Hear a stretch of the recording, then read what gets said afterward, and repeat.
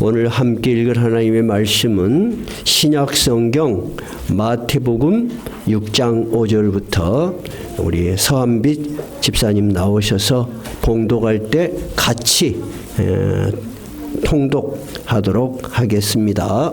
네.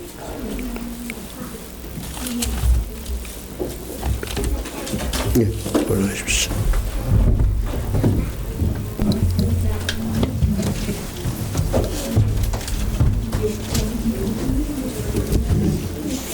육 장 9절부터군요. 네.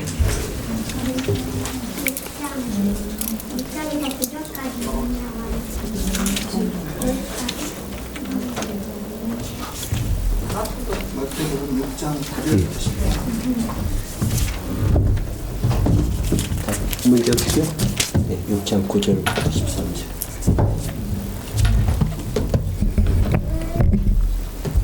네, 다 같이 읽으시겠습니다. 그러므로 너희는 이렇게 기도하라. 하늘에 계신 우리 아버지여, 이름이 거룩히 여김을 받으시오며 나라가 임하시오며 뜻이 하늘에서 이루어진 것 같이 땅에서도 이루어지이다. 오늘 우리에게 일용할 양식을 주시옵고 우리가 우리에게 죄 지은 자를 사하여 준 것 같이 우리 죄를 사하여 주시옵고 우리를 시험에 들게 하지 마시옵고 다만 악에서 구하시옵소서.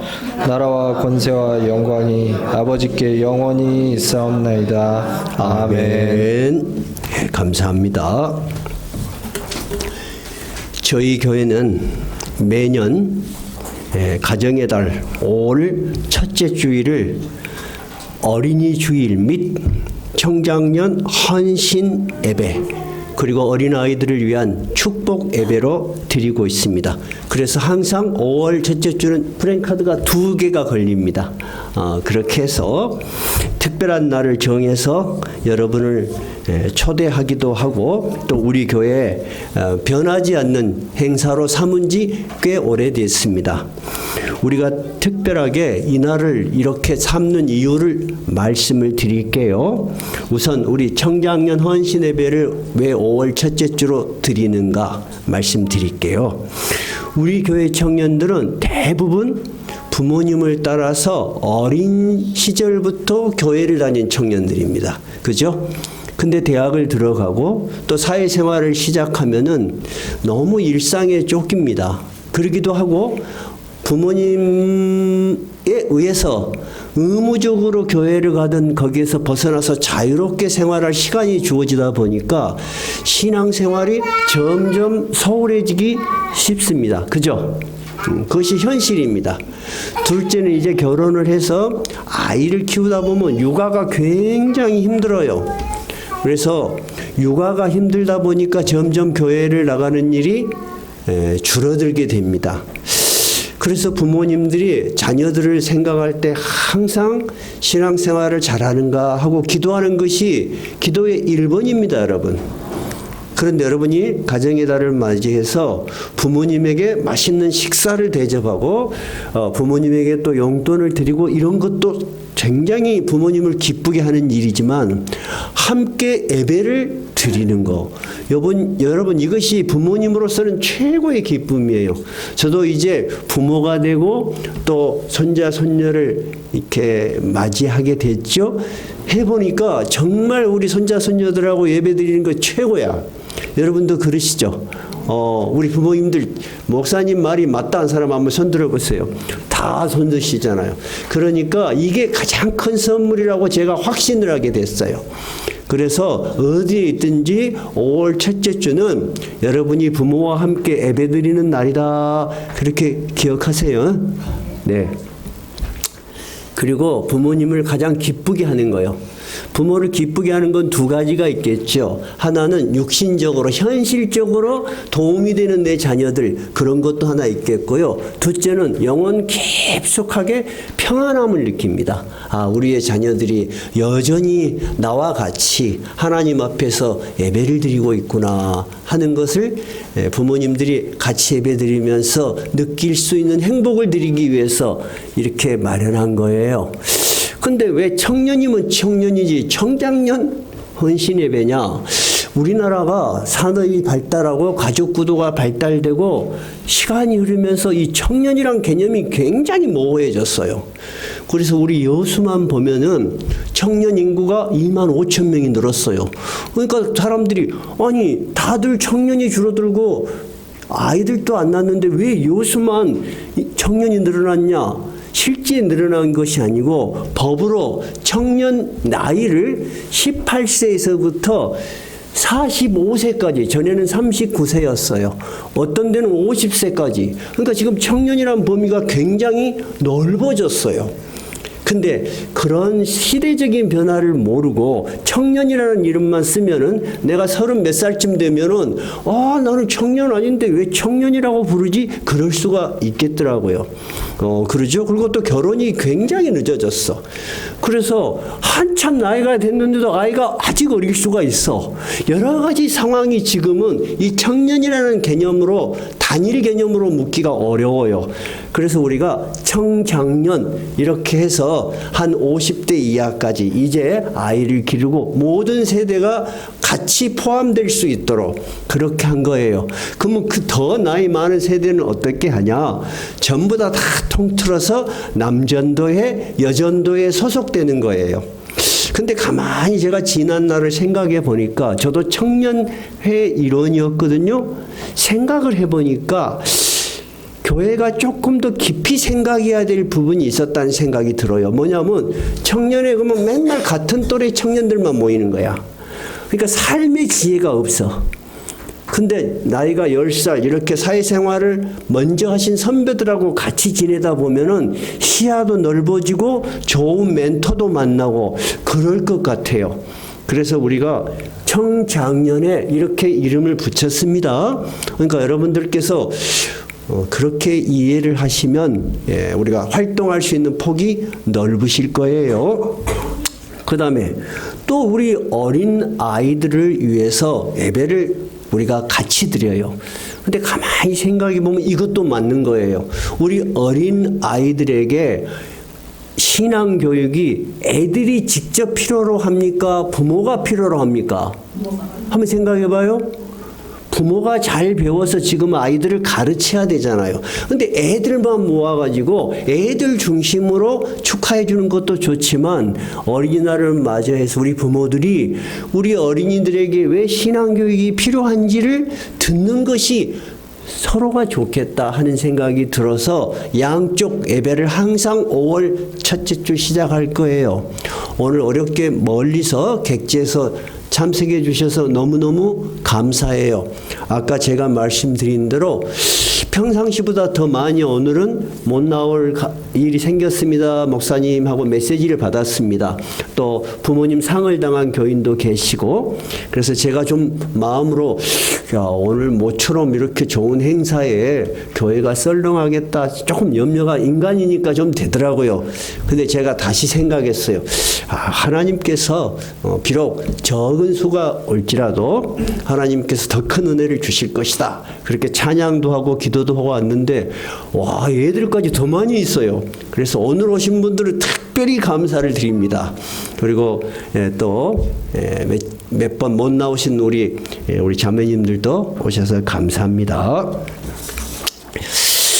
지난 제가 기사를 보면서 2021년 7월 달에 난 기사가 생각이 났습니다. 중국 관영 글로벌 타임스, 영국 BBC 등에 난 기사입니다.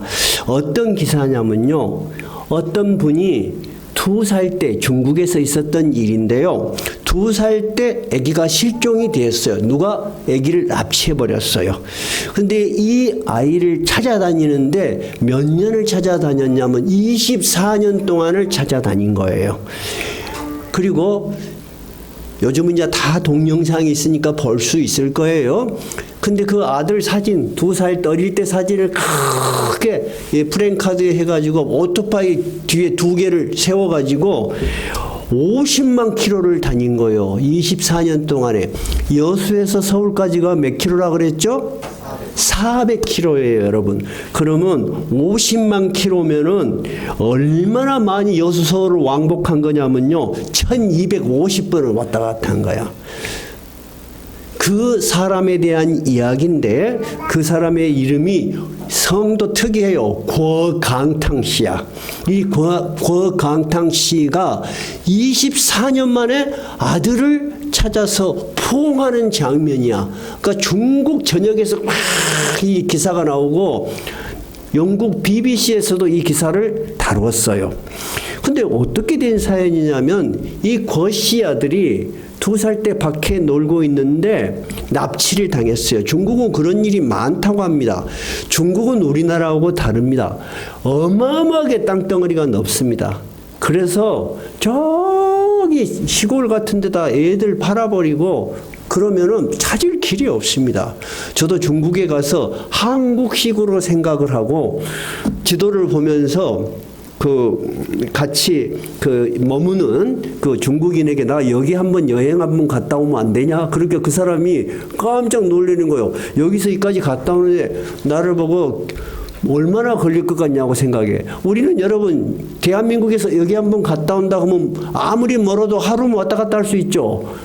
나는 그런 개념이 없었어요. 그래서 몇 시간이면 갔다 오겠죠. 3일 걸린대요. 중국은 기차가 굉장히 발달돼 있어도요. 한번 가는데 보통 3일, 4일 걸리는 거리가 굉장히 많아요. 그래서 누구를 잊어버리면 찾는 것이 불가능합니다. 근데 이 고 씨는 누워서 잘 수가 없는 거예요. 아들 생각이 계속 나니까. 그래서 오토바이를 타고 방금 말씀드린 대로 50만 킬로를 다닌 거예요. 찾을 수가 없었어요. 그래서 이 사연이 중국에서 쫙 퍼졌어. 그래서 영화로도 만들어졌어요. 영화로도. 여러분 가끔씩 그 중국 배우들 이름 하면 기억나실 거예요. 유덕화 아세요? 유덕화가 주인공이야. 네, 실종된 아이들 이런 제목이고 영어는 Lost and Love. 잃어버린 아들과 아버지의 사랑 이런 내용이에요. 그렇게 해서 영화도 상영되고 그런데 찾지 못했어요. 근데 이 사람이 어떤 이야기를 한 것이 제 마음에 와 닿았냐면 누워 있을 수가 없더래요. 그래서 아무리 이 세상이 넓고 바다 가운데 바늘을 찾는 것이라 할지라도 뭔가 내가 찾고 다녀야만이 찾을 수 있는 가능성도 있지 않겠냐. 언젠가는 찾겠지 하고 찾으러 다녔다는 거예요. 그런데 그 사람이 그런 말을 해요. 내가 길을 달릴 때만 내가 아버지로서 실감이 나더라는 거예요. 내가 아버지인 것은 이런 찾으러 다닐 때만 내가 아버지인가. 누워있으면 아버지가 아닌 것 같아. 아버지로서 아들을 포기한 것 같은 생각이 드니까 누워있을 수가 없는 거예요. 그래서 이 사람이 그 먼 거리를 달리다 보니까 오토바이가 다 달아져서 버린 오토바이가 10대예요. 10대. 그리고 교통사고를 당하기도 하고 고속도로에서 강도를 만나기도 하고 자기가 그렇게 돌아다니니까 평생 쓴 돈을 다 써버린 거예요. 그래서 구걸하고 다니면서 이 아들을 찾으러 다녔는데 못 찾았어요. 그러다가 어떻게 찾아냈냐? 과학이 발달되다 보니까 이 실종된 아이들을 찾는 방법으로 부모의 DNA를 이제 확보를 해가지고 실종 아동센터에 전국에 있는데 다 뿌린 거야. 거기에서 연락이 온 거예요. 그래서 만났는데 진짜 아들이야. 근데 아들이 벌써 몇 살이에요? 2살 때 헤어지고 24년, 5년 만에 만났으니까 청년이 다 된 거예요. 아버지는 이제 머리가 하얘졌어. 근데 둘이 막 붙들고 우는 거예요. 근데 그의 아버지가 기자회견하는데 하는 말이 아이를 찾았으니 이제부터는 모든 일이 행복하고 우리 가정이 행복할 것이다. 그런 이야기를 한 거예요. 오늘 가정의 달을 맞이해서 여러분 가정에서 아이의 존재가 어떤 존재예요? 이 가정이 행복할 수 있느냐 없느냐? 우리는 평상시 가족이라는 개념을 내 옆에 있는 사람으로만 생각해요. 근데 우리가 분명히 알아야 될 것은 모든 행복의 시작은 어디로부터 시작된다? 가정으로부터 시작돼. 근데 우리가 그것을 어떻게 그렇게 확신할 수 있느냐?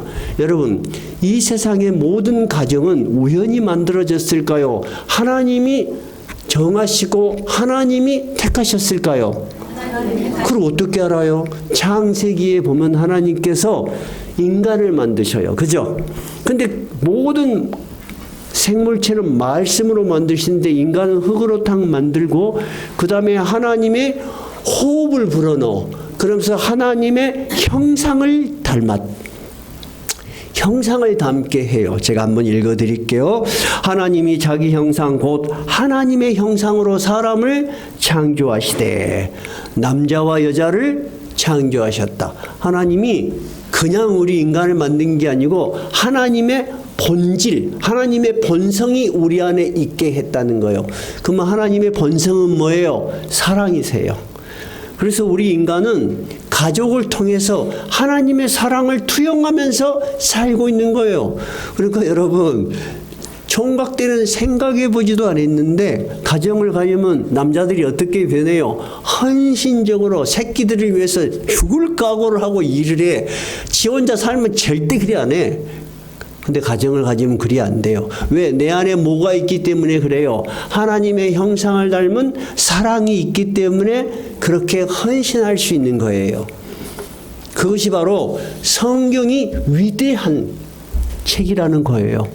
위대한 사실이라는 거예요. 그래서 우리는 성경에 있는 모든 진리를 진리로 받아들이는 거예요. 그런데 문제는 우리가 자식들을 위해서 우리의 미래를 위해서 최선을 다하지만 인간은 늘 부족해요, 완벽해요? 부족할 수밖에 없어요. 첫째는 경제적으로 아무 고생 없도록 넉넉하게 창고에 칵 쌓아놓고 살고 싶죠. 근데 그리 됩디요? 그리 안 돼. 인간은 능력의 한계가 있어.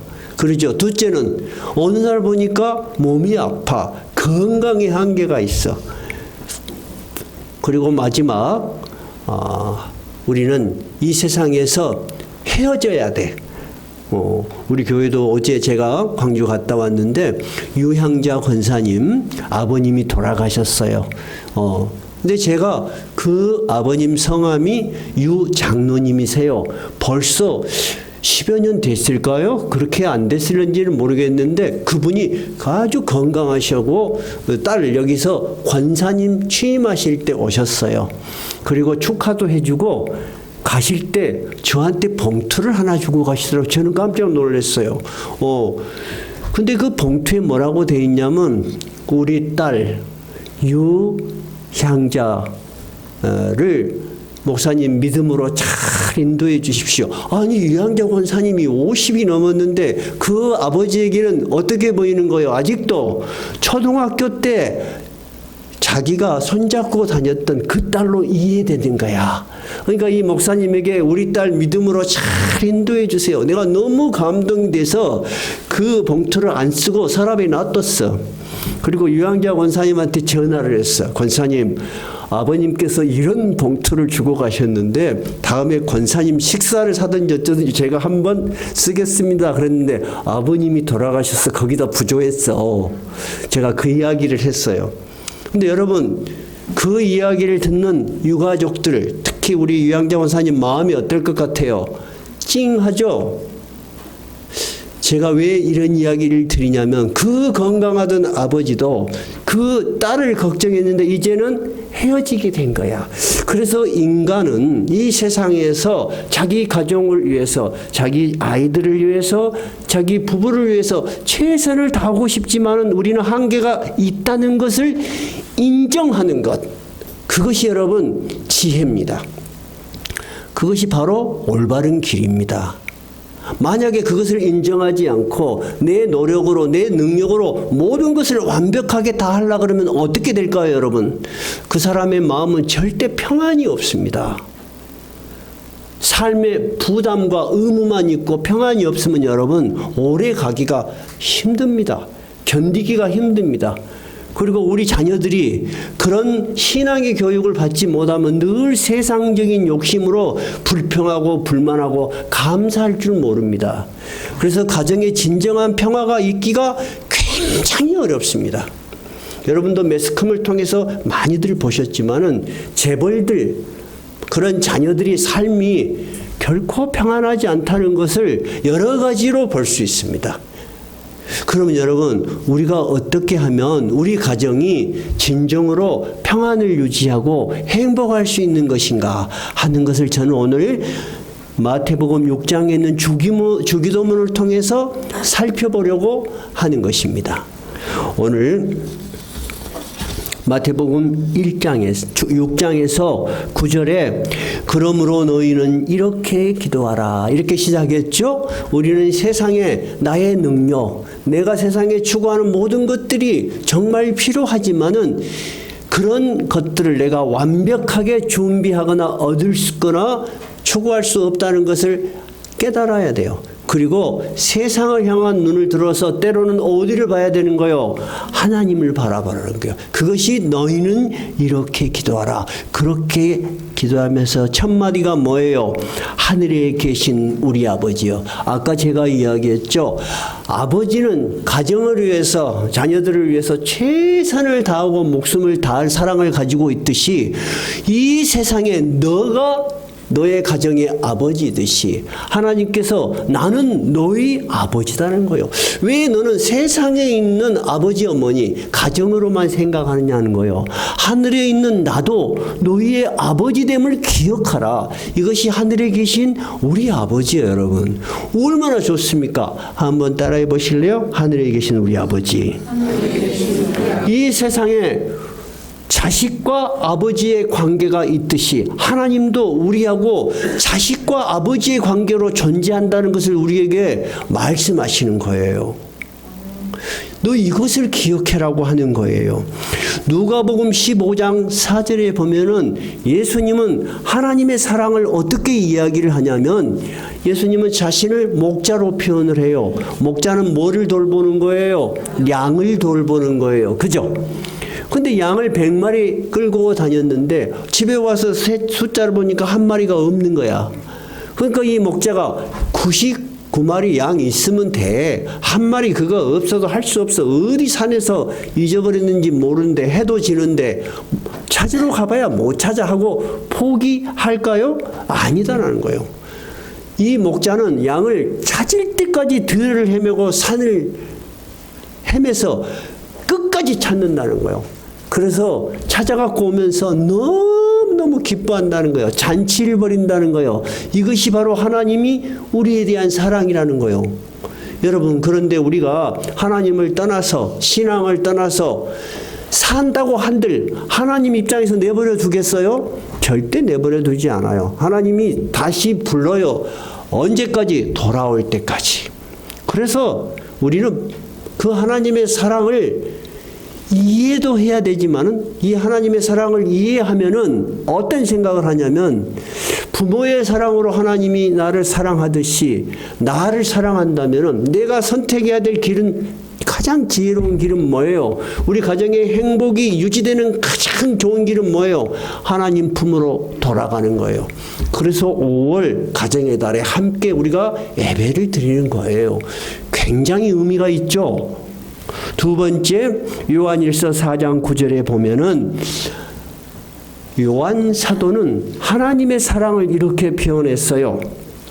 하나님의 사랑이 우리에게 이렇게 나타난 바 되었으니 하나님이 자기의 독생자를 세상에 보내심은 그로 말미암아 우리를 살리려 하심이라.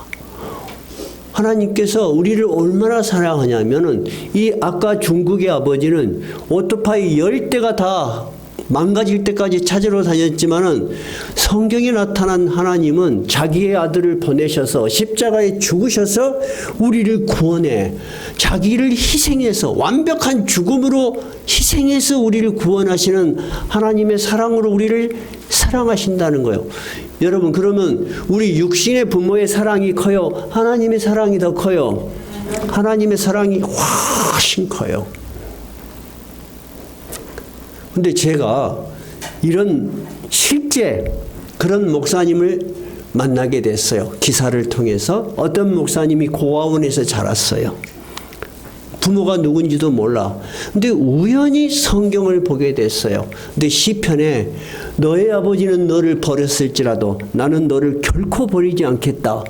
이 말을 딱 듣는 순간에 우리에게는 그냥 스쳐가는 내용인데 이 어린 청소년에게는 이 말이 어떻게 들려요? 세상에 우리 아버지 어머니 누군지도 모르는 나는 버림받은 줄 알았는데 이 성경에 나타난 하나님은 나를 결코 버리지 않겠다니까 나 이 하나님 한번 만나보고 싶다. 이 하나님 믿고 싶다. 그래서 목사님이 되신 분을 기사를 제가 봤어요. 그래서 우리는 평범한 것이 그런 상황에 있는 사람들에게는 굉장히 크게 와 닿구나 하는 생각을 제가 하게 된 일이 있었습니다. 여러분 정말 하나님께서는 자기를 의지하는 자에게 결코 외면하지 않으십니다. 저는 목회자가 되기 전에도 크리스찬이었고 지금도 크리스찬이지만 목회자가 되어서 느끼는 것이 있습니다. 하나는 뭐냐면 이 세상에 세운 교회는 참으로 위대하다. 교회에 오면 여러분 다 어서 오십시오 환영하죠. 그 사람이 뭔 일 있으면 나 몰라라고 해요. 여러분 관심을 가지고 기도해요. 관심을 가지고 기도해. 이 세상에 그런 데가 없어요, 여러분. 우리가 비록 약하고 아무것도 아닌 존재인 것 같지만 그렇지 않아요. 우리가 교회로 함께 존재하면서 이 세상에는 있지 않는 아름다운 인생을 사는 거예요. 저는 교회의 위대함을 그렇게 이해를 합니다.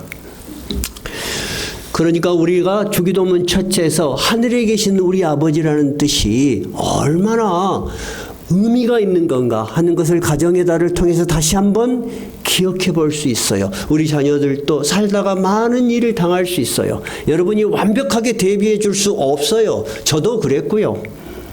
그러나 우리 자녀들이 육신의 부모는 나에게 많은 것을 해주지 못하지만 하늘에 계신 우리 아버지가 나의 인생을 책임지고 돌보신다는 생각을 갖는 것이 여러분 어때요? 어마어마하게 큰 재산이야. 여러분 이 큰 재산을 우리 어린아이들에게 잘 물려주시기 바랍니다. 둘째, 방금 말씀드린 것처럼 육신의 아버지는 이 세상에 필요한 것을 다 해줄 수가 없습니다. 또 다 해준다고 한들 충족시킬 수가 없습니다. 근데 오늘 주기도문 6장 한번 봐보세요. 11절 뭐라고 기도해라고 돼 있나요?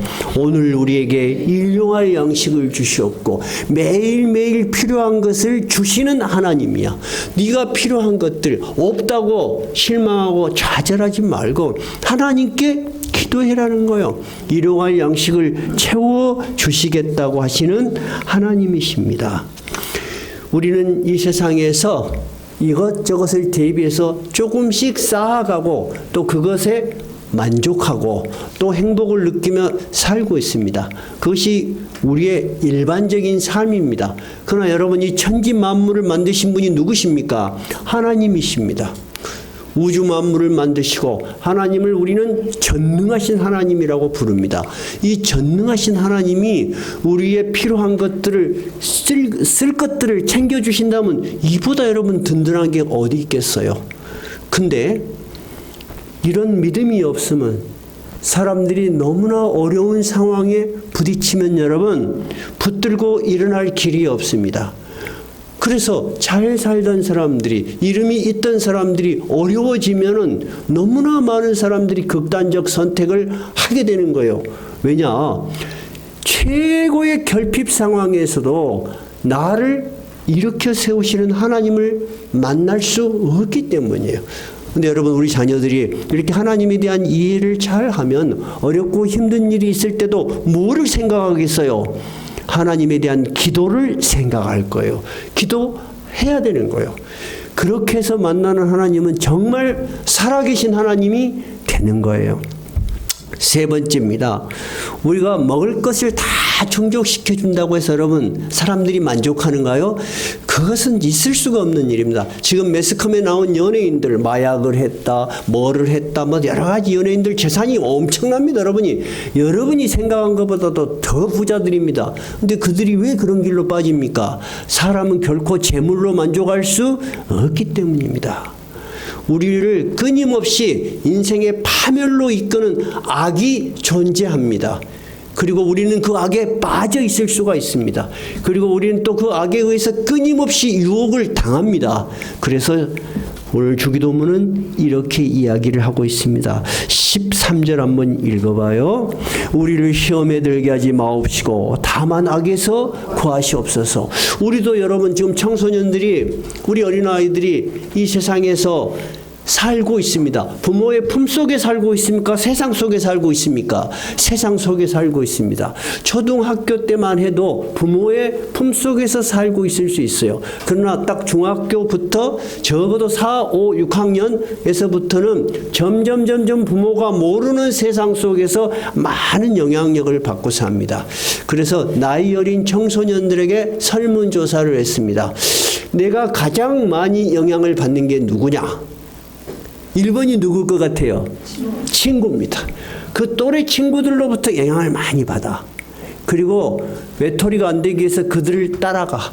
그들의 행동대로 해. 근데 세상의 문화가 얼마나 약합니까? 두 번째 누굴 것 같습니까? 누구에게 영향을 받을 것 같습니까? 매스컴입니다.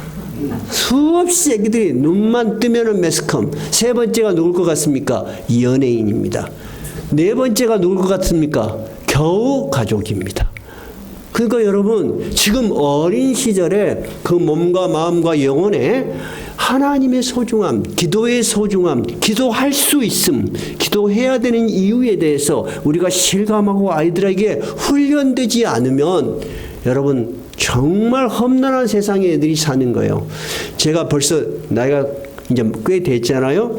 부모님하고 살았던 많은 날들이 있어요. 기억되는 것도 있고 기억 안 되는 것도 있어요. 근데 너무나 뚜렷하게 기억되는 게 뭔 줄 알아요? 항상 매주 부모님과 함께 가정 예배를 드렸던 것입니다. 그건 너무나 생각이 잘 나와. 희한해.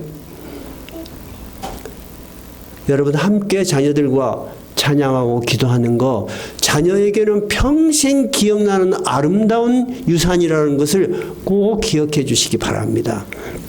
마지막 우리가 왜 이 주기도문을 기억해야 되는가? 사람은 누구나 다 이별을 합니다. 부모님이 대부분은 먼저 돌아가세요. 근데 희한하게 부모님이 돌아가시기 전하고 부모님이 돌아가신 후에하고 사람이 바뀝니다. 그래서 우리 속담에 이런 말이 있어요. 자식은 언제 어른이 된다 그래요? 부모가 죽어봐야 어른이 된다고 해요. 근데 요즘 드라마 중에 폭삭소가수다. 그 드라마가 굉장히 그 대사가 깊은 가정적인 내용을 갖고 있는 게 많아서 제가 문득 보면서 참 이 작가가 글을 잘 썼다.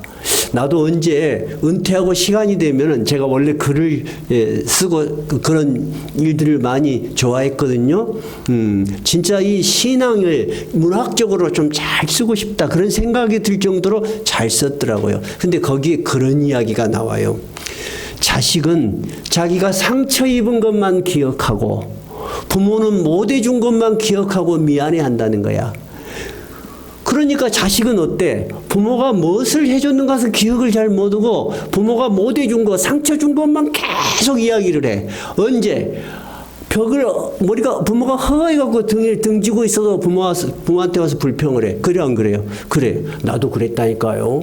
근데 부모가 딱 죽으니까 뭔 생각이 있냐면 불평할 데가 있어 없어? 없어. 불평할 데가 없으니까 뭔 생각이 나는 거예요? 내가 부모한테 잘못을 했구나. 처음으로 부모에 대해서 미안한 마음이 드는 거야. 그래서 내가 그런 생각이 확실히 듭니다. 강제로 안 돼. 그래서 부모들이 옛날에 네가 나가 죽어야 속을 알거다. 그거 부모는 어찌 알았을까? 자기가 옛날에 다 겪어봤거든. 자기도 그렇게 못되게 굴었거든. 근데 자기도 부모가 죽어본 게 정신 차리거든. 그러니까 니도 죽어봐야 알거다. 내가 그런 이야기를 하는가 봐요. 그래서 제가 느꼈어요. 이야, 정말 인생이라는 것이 결코 경험해보지 진심으로 깨닫지 못한 일들이 많구나. 저도 그렇습니다. 그래서 여러분, 우리가 부모님도 그렇게 죽을 수 있지만 우리도 그런 죽음의 현장에 도달할 수 있다. 그런 한계에 부딪힐 수 있다는 것을 우리도 기억해야 돼요. 왜 제가 이 이야기를 하느냐? 여러분 지금 우크라이나하고 전쟁 러시아하고 하고 있죠. 주로 젊은이들이죠. 지금 통계적으로 명확하지는 않지만 약 100만의 젊은이들이 죽었다고 해요. 근데 2차 세계대전, 1차 세계대전 때 젊은이들이 전부 막 앞에 전우들이 죽어가는 거야. 참호 속에서 언제 내가 죽을지 몰라. 그때 그 전우들이 1번으로 많이 기억한 성경이 뭔 줄 알아요? 주기도문이요.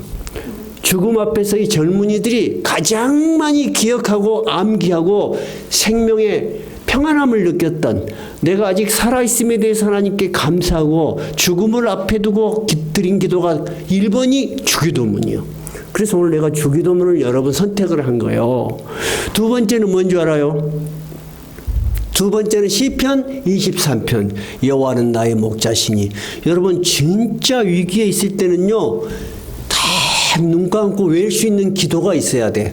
그래서 주기도문을 꼭 외우세요. 하랑이 하은이도 외고, 주기도문을 다 외우고 있으면요, 마음이 복잡하고 어려울 때 주기도문을 다 외우면 너무 좋아. 그래서 저 뒤에 찬양 600장 저 뒤쪽에 보면은 주기도문 찬양이 있어요. 저는 마음이 복잡하면은 산에 가서 주기도문 찬양을 크게 불러. 그럼 굉장히 좋아요. 말씀을 마칠게요. 오늘 저희들이 주기도문을 우리 청장년 헌신 예배로 선택한 이유는 우리 청년들의 현재의 삶 속에서도 하나님께 드리는 기도가 필요하다, 필요하지 않다, 필요한 거예요. 두 번째, 우리 어린 자녀들에게도 지금도 필요하지만 이 어린아이들이 자라가는 과정에 이 주기도문이 필요하다, 필요하지 않다, 필요한 거예요. 우리 부모님들이 이 세상의 많은 것들로 우리 자녀들을 행복하게 해주고 싶지만 여러분, 물질적인 것이라는 것은 진짜 한계가 있습니다. 제가 새삼스럽게 느끼는 것이, 옛날 우리 때는 교회에서 빵을 준다 또는 과자를 준다고 하면 어땠어? 애들이 엄청 몰렸어요. 진짜예요. 그래갖고 지금도 물어보면은 너 옛날에 교회 나왔잖아. 그럼 뭐라고 하는지 알아요? 야, 그때 빵 타 먹으려고 갔지. 그래요.